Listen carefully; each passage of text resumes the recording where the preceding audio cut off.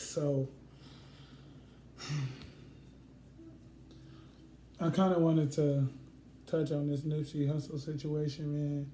Um, this is the Backhouse podcast. I didn't really listen to him. Now, when he was featuring, I felt like he was at his hardest. I felt like when he featured on somebody's song, he was at their neck, like every time. Had his foot on their neck every time, you know. And that was most of his features, you know. I'm not a big Nipsey Hussle fan when it comes to rap, but I paid attention to his moves. Like, you know, I paid attention to, you know, when he bought the store, you know, I heard when he was selling hair, you know, everything. I ain't really pay attention detail, you know, but it hit home because I know for a fact Nipsey Hussle was a good dude. Like, you know, just from a family perspective, you know, like this shit is crazy. Like, and that's the reason why it's hitting me so hard, you know, because all of the stuff that he had going for himself outside of the rap stuff, you know, outside of the rap, and he had a lot going on, you know, and it's crazy. This is baby girl, Mama Bear. I'm Papa Bear. Hi guys. You ugly. But yeah, man, this it's crazy. It's crazy because I really had chills when I first heard it. When I first heard the news, I really had chills. You know, and it's like I said, because of the simple fact is he got so much going on for himself. Everybody liked Nipsey Hussle. Everybody was on him. Everybody, you know, understood he came from the streets and he was in a process of changing himself. He was in a process of, you know, being bigger and better than what he used to be, you know. And it hit home because he still had a lot of stuff he had to do. You know, he still had a lot of stuff coming, you know. So I'm on here, like I told her, I'm not worried about the followers. I'm not worried about the likes. I'm not worried about none of that at this point. Like right now, at this moment, I'm not worried about any of that. It's the fact that Nipsey Hussle had a lot, you know. He changed a lot. He matured. What I want to tell y'all right now is that he didn't know he was going home today. Nipsey thought he had a whole life ahead of him. Nipsey thought he was finna take care of his kids, raise his kids. Nipsey thought, you feel me, he was finna, you know, turn his store into, you know, some apartments and, you know, everything he had. He still had some growing to do. He was only 33. You know, he still had a lot. You know, and that's the reason they hit home. I preach and I talk to a lot of people. Anybody watching this that know me, I talk to a lot of people about being positive 24/7. And this is the exact reason why. Because you don't know when it's coming to an end. You don't know when you're going to get called home. You don't. You know, nobody knows. And so we need to make a change right now. We need to, you know, grow. We need to be better. We need to take every day and get better. And be grateful that we're waking up. Be grateful that we can see another day because you never know when you're going home. I tell everybody that. Anybody that really know me, I tell everybody that. But you don't know when God is going to call you home. You don't know when your time is coming. You don't know how much time we have left. We need to make changes now. I'm 26. I still got a lot I want to do. I want to do this podcast. I want to create motivation. I want to create ambition for the next. You know, I want to be able to bring people on here to talk about, you know, what they've been through and, you know, what they did to get to where they are, you know. I would have loved to talk to that man to just see where his mind was, to pick his brain and to know all the obstacles he went through, you know, to get to where he at. Because I know he was hated growing up. I know he was.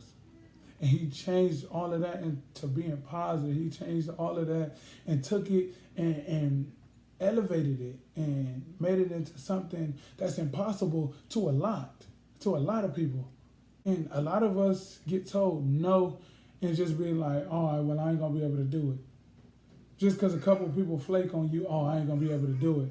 it's not gonna work because I ain't got this or I ain't got that. Keep moving. Continue to do you. Continue to grow. Continue to get better. The only person that can stop you is you. You're the only person standing in front of you. You're the only person standing in your way. So take it as a lesson, bro. Because Nip was only 33 with a lot of stuff going for himself, with a lot of stuff coming. He had kids. I brought our kids on here to show y'all, you know, we got a family. We're just missing Noel. That's my other son. He's 6 years old. You don't know what people go through when they close their doors. You don't know what people go through when they're in their houses. Nip had a whole family. Nip had kids. Nip had kids. Nip had a whole life for him. I'm glad to say that his kids is gonna be good.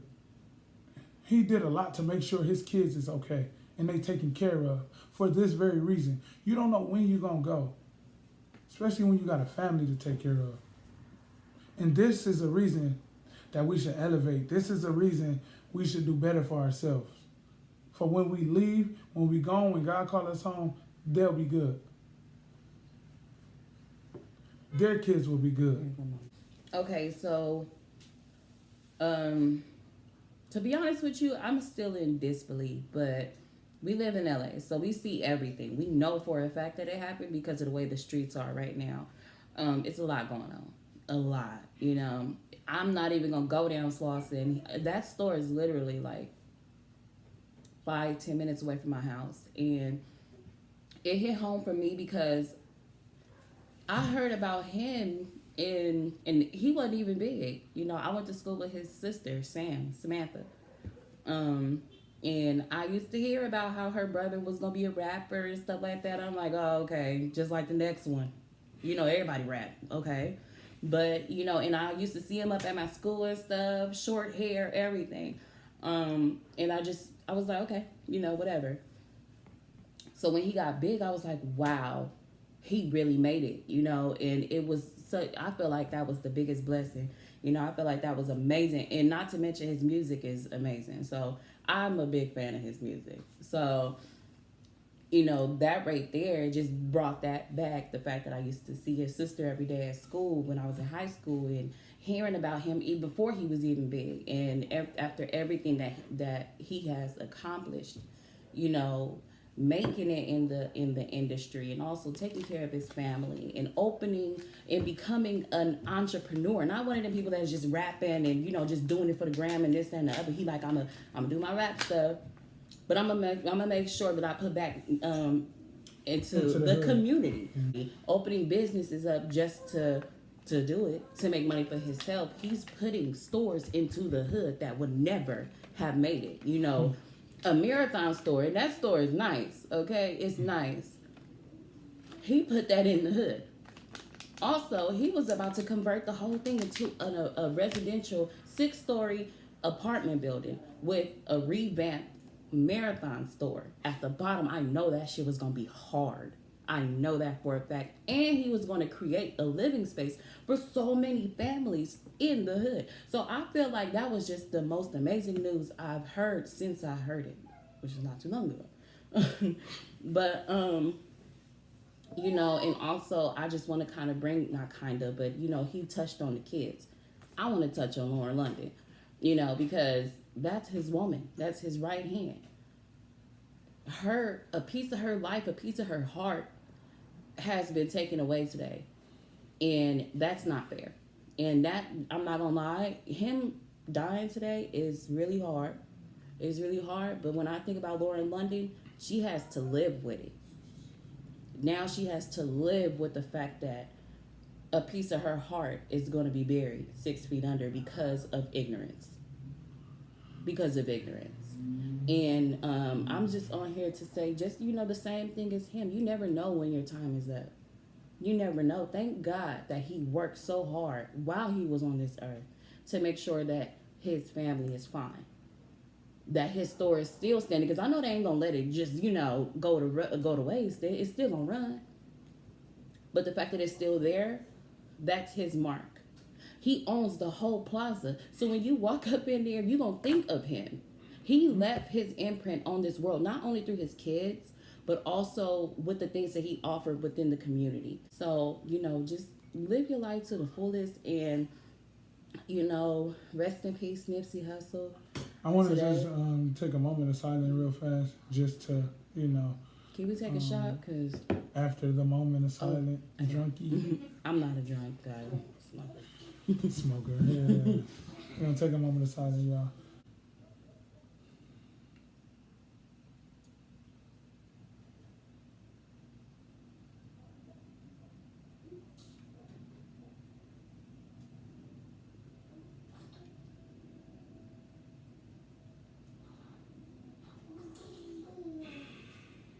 Okay.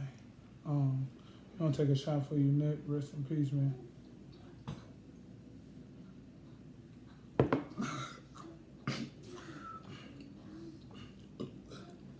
Damn. Very strong. Wait, some almost came Right. for real, some almost came out my nose. Lauren London, we are praying for you. You are always in our prayers, and I really hope that you keep your head up and you can keep it together for the kids, for the babies. Yeah.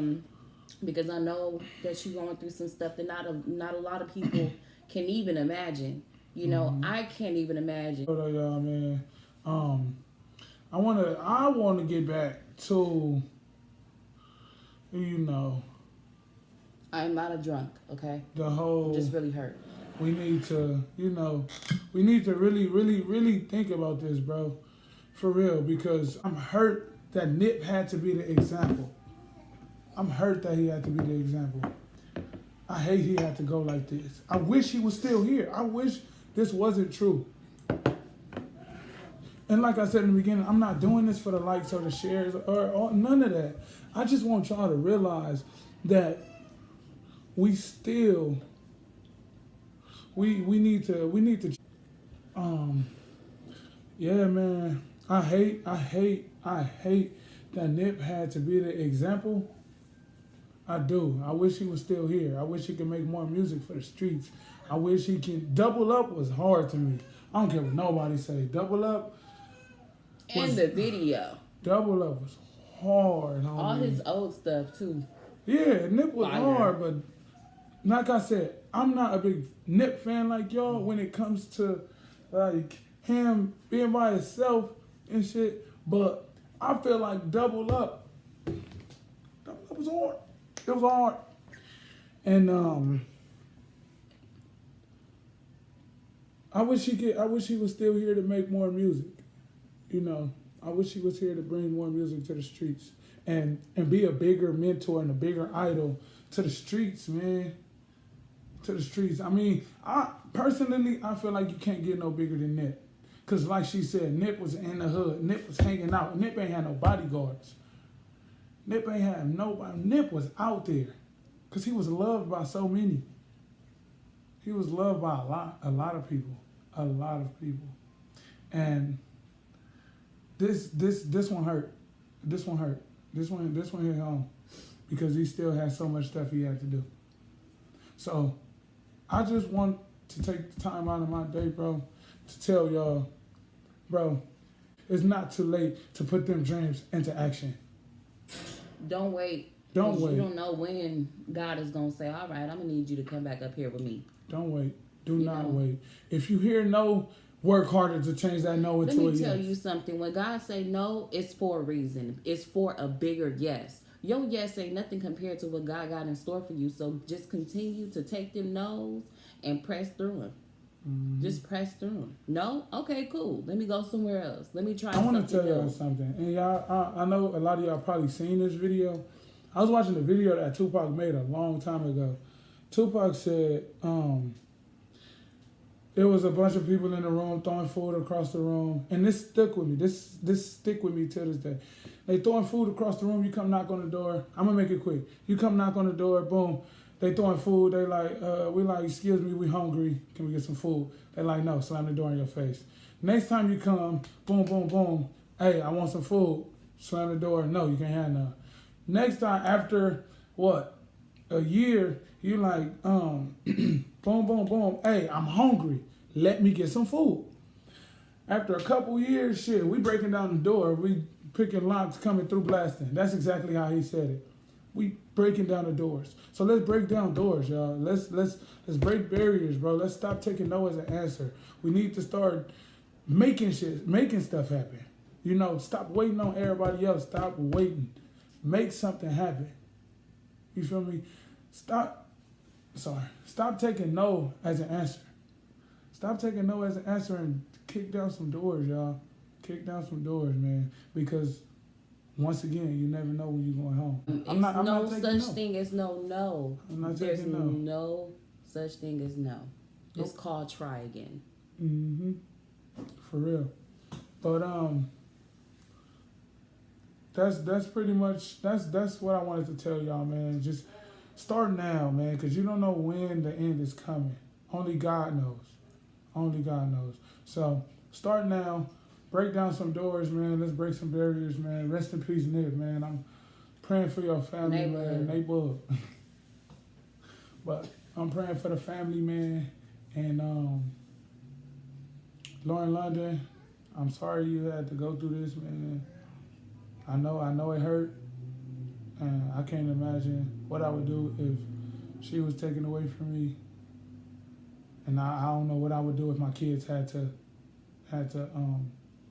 live without me, you know, to protect my family and protect her. And I don't know. So I'm so sorry you have to experience this. Rest in peace, man. I'm gonna take another shot for you. Hold it. No. Ooh. All right. Backhouse Podcast, man. We out. Listen to the message, man. Don't just like, don't just share, don't just.